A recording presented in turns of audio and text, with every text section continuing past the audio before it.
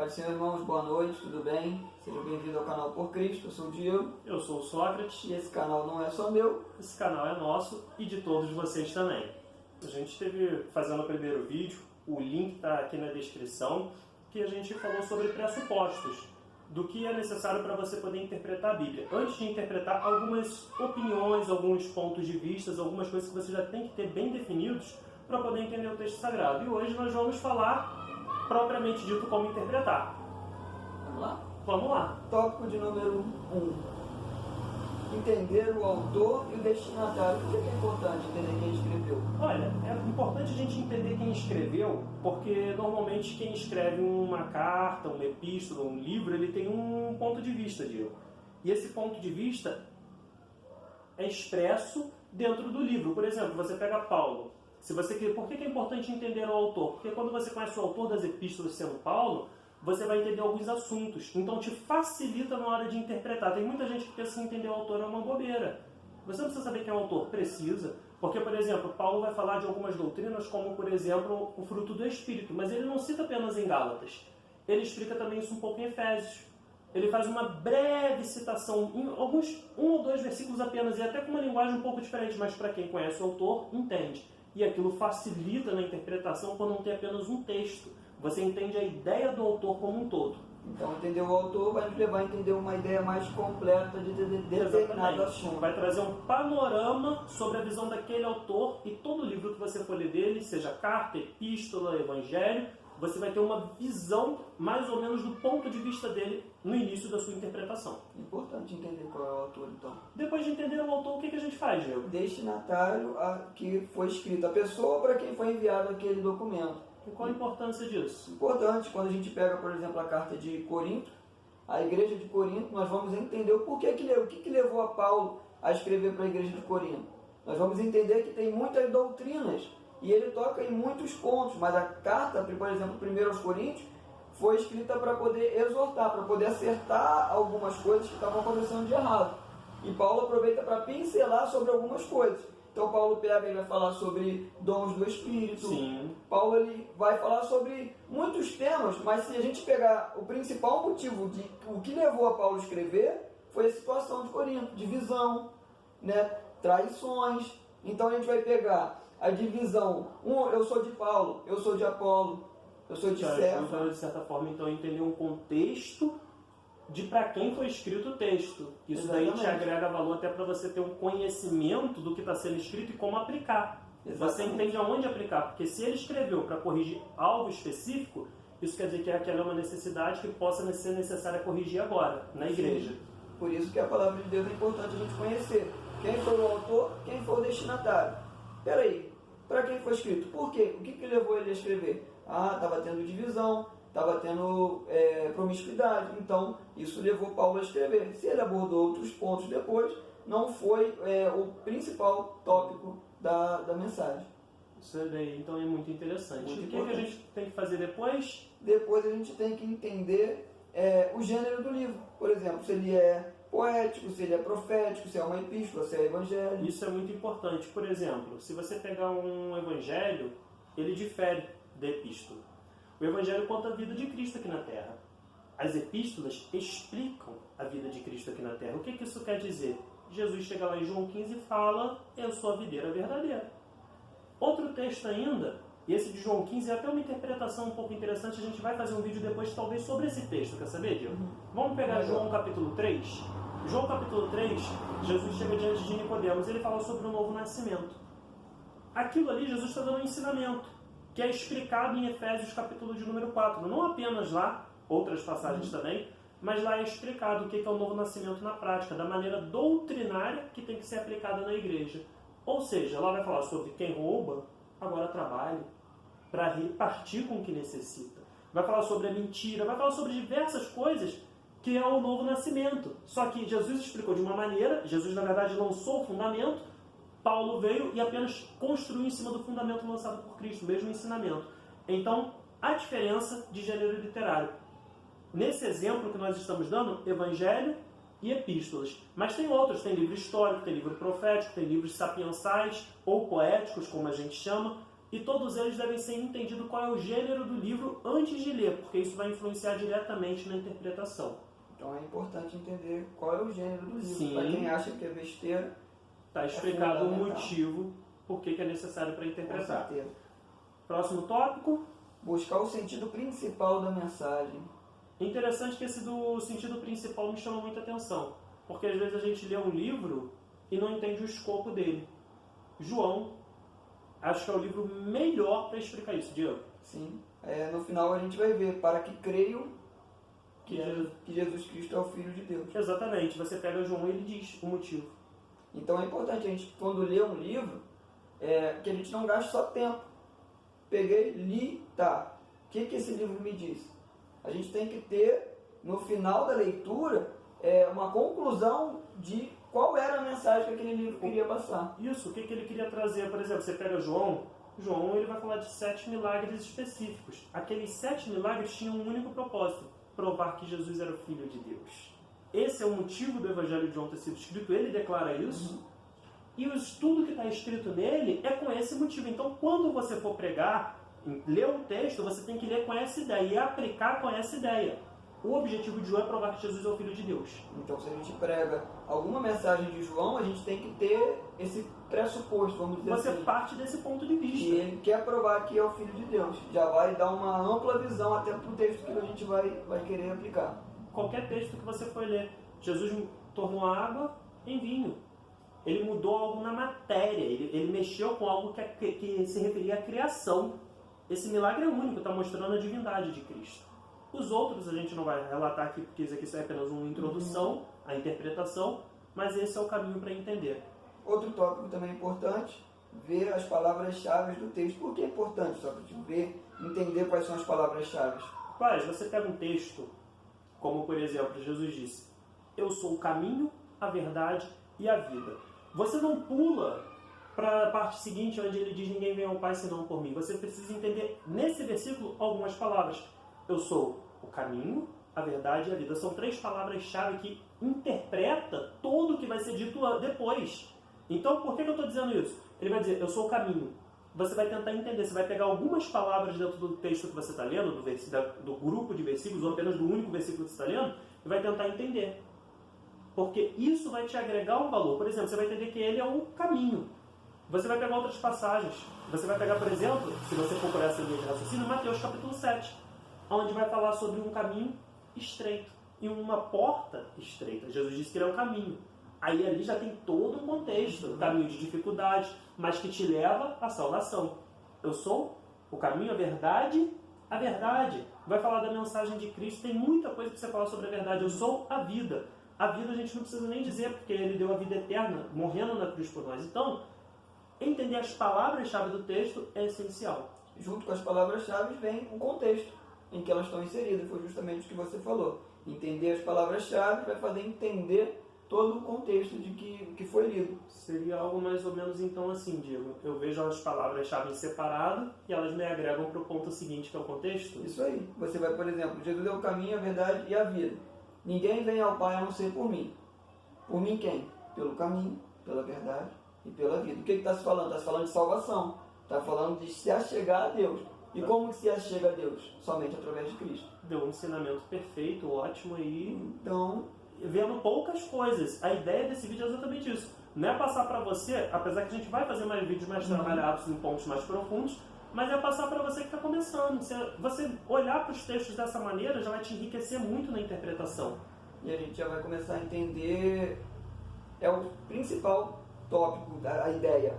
É a introdução àquilo que as pessoas querem fazer, mas não sabem como. Exatamente. Então é importante, se você colocar todos esses pontos, por mais que pareçam uns mais importantes que os outros, em prática a gente chega no final a um resultado bem completo. Qual é o próximo tópico? A gente falou sobre as passagens, contexto, entender o contexto do livro como um todo.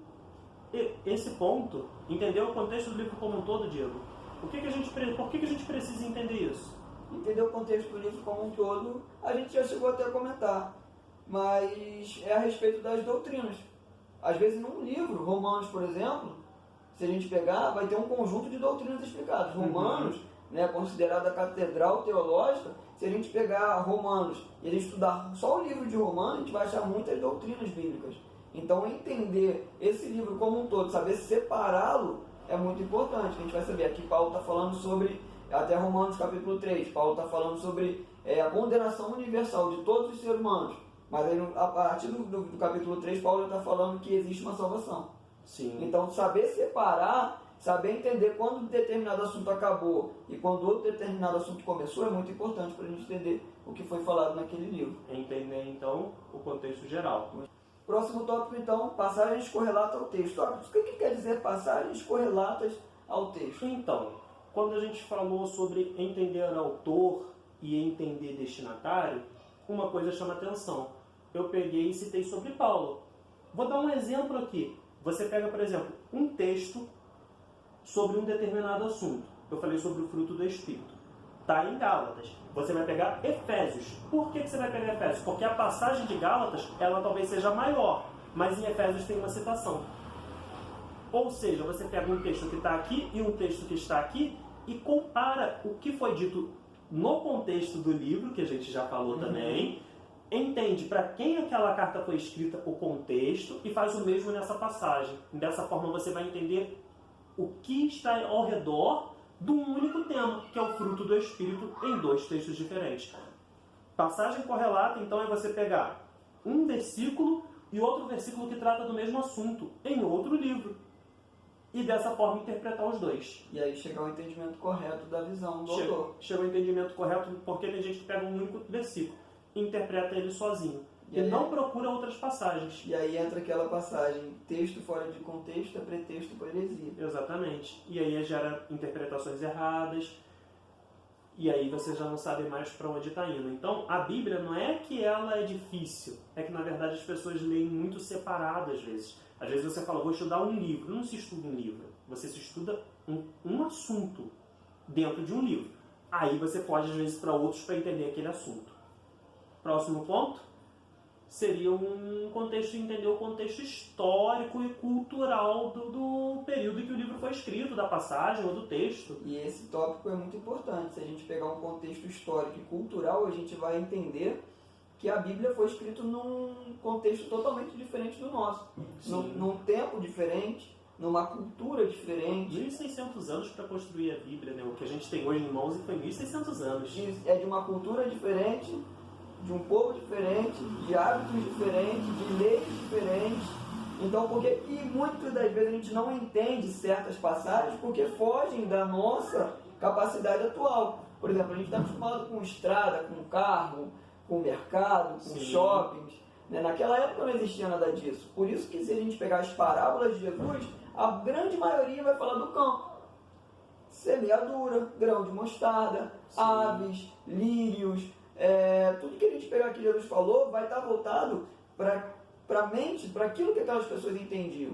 Então, como a maioria, para não falar todas, mas 95, 96% das pessoas viviam no campo, era mais fácil de se entender. E entender o pano de fundo histórico de muitas passagens, por exemplo, a respeito da passagem do tanque de Betesda, que as pessoas falam que Jesus pecou por ter mandado o homem carregar a maca no dia de sábado. Sim. Entender o pano de fundo histórico dessa passagem é importante porque David Stern vai citar um conjunto de rolos chamado Eruv, de leis, que dava a liberdade da pessoa carregar a maca no dia de sábado se fosse em cidades muradas. Aquela ordem foi dada em Jerusalém, cidade murada. Então Jesus não pecou. Então entender o contexto que está por trás da mensagem não nos deixa com dúvida. O Diego aqui, ele citou David Stern, é o comentário judaico do Novo Testamento, uma obra-prima. A gente tem ele e é uma obra-prima para você pegar e entender o contexto histórico judeu. É o Novo Testamento comentado pela visão de um judeu. Se a gente pegar atrás do livro, a gente vai trazer ele aqui a gente vai fazer um review desse livro. Dos materiais, David Stern vai falar, nós estamos tratando de uma mensagem que é do povo judeu, que foi dada para judeus, Jesus era judeu, os discípulos eram judeus. Então a gente vai pegar e ele vai abrir esse leque para a gente, vai nos dar a visão correta desse pano histórico-cultural. Próximo tópico. Próximo tópico. Verifique se a sua conclusão está de acordo com o restante das Escrituras. Se houver algum tipo de contradição, certamente a sua interpretação está errada e precisará ser refeita. Irmãos, isso daí é simples. Se você fizer tudo o que foi falado até aqui, você não vai ter erros nesse ponto. Mas se porventura pode acontecer, você tem entendido alguma passagem errada, a gente pode entender alguma passagem errada, então o que você vai fazer? Você vai verificar aquilo, por exemplo, e um texto, eu não sei se a gente disse isso nos pressupostos, mas eu vou repetir porque é um exemplo muito válido. Tiago vai falar o que sobre a salvação? Sobre a justificação, no caso, né? Abraão foi justificado apenas pela fé? Não, mas também pelas obras. E tem muita gente que pega aquele texto como base para dizer a salvação é por obras. Só que Efésios capítulo 2, verso 8 diz que não. Então, por que é interessante? Você vai fazer a interpretação, vamos supor que você só pegou Efésios. Melhor, você só pegou Tiago. Pegou Tiago, leu Tiago, interpretou Tiago e foi pregar. Irmão, você tem que fazer isso para ser salvo. Provavelmente é uma frase que você vai pressupor lendo Tiago. Só que isso não está de acordo com o texto bíblico como um todo. E é por isso que é importante entender sempre a visão como um todo, para a gente não fazer a nossa base em cima de versículos isolados. Exatamente, porque pela graça sois salvos por meio da fé. Isso não vem de vós, é dom de Deus. Não vem das obras, para que ninguém se glorie. Ou seja, não é das obras. Eu acho que a gente falou isso no primeiro vídeo, mas se não, o problema não é um erro. A questão é que você precisa interpretar Tiago à luz do que Paulo está dizendo, à luz do que Jesus está dizendo, e você vai chegar a uma conclusão que eu acho que a gente já falou aqui, que é a questão do fruto do Espírito, que é o ponto-chave que faz o cristão trabalhar aqui na Terra. E a falta do fruto do Espírito te leva à condenação. Ou seja, Abraão levantou o cutelo, mas foi o fruto do amor gerado no coração dele a Deus que fez ele sacrificar o filho que ele amava, Isaac, como é dito em Gênesis capítulo 22. O teu único filho a quem tu amas. Então é importante entender, também se puder e quiser, e é válido, comparar com alguns comentários. Visão de autores que estão há mais tempo na caminhada, que já têm a visão formada, pessoas que são eruditas, né? Pessoas que têm conhecimento muito maior do que o nosso. Sim. E elas vão ter a visão dela nos seus comentários. Então, sempre que terminar, dê uma olhada no comentário, vê se bate, mesmo que seja um pouco diferente, não esteja tudo igual, e eu creio que seja difícil estar tudo igual, mas compare, vê se aponta para a mesma visão. É importante. Isso daí você vai fazer como? Você vai pegar um comentário bíblico, talvez a pessoa não tenha, Diego, isso a gente tem que entender, mas existe hoje algo que é muito comum, que é a Bíblia de estudo. E na Bíblia de estudo tem a nota de rodapé. Eu te aconselho a ler a nota de rodapé por último. Faz a interpretação, faz um estudo bonito, faz um estudo legal, depois você vai na nota de rodapé e compara e vê se está igual. Se está parecido. E aí, mesmo que não esteja tão parecido, mesmo que você perceba que falhou em algum ponto, como nós já falhamos muitas das vezes em algum ponto, não desanime, porque a constância que vai levar, a prática que vai levar a dominar todos esses tópicos. E aí, quando a gente for ver com o tempo, já vai estar tudo beleza. E aí, quem vai ser edificado vai ser os seus irmãos que vão receber a palavra. Então, Diego, por hoje é só. Irmãos, se esse conteúdo te ajudou, se esse conteúdo foi útil para você, ajuda a gente. E não precisa fazer muita coisa para isso, Diego. O que tem que fazer? Só deixar o like, compartilhar com aquele teu amigo que está estudando com você, aquele seu amigo de oração, de busca. Manda para ele poder isso também aí. Começar a interpretar a Bíblia com você. Se inscreve no canal para você receber mais conteúdos como esse. Eu vou indo agora. Eu vou junto. Fica na paz. Fica na paz.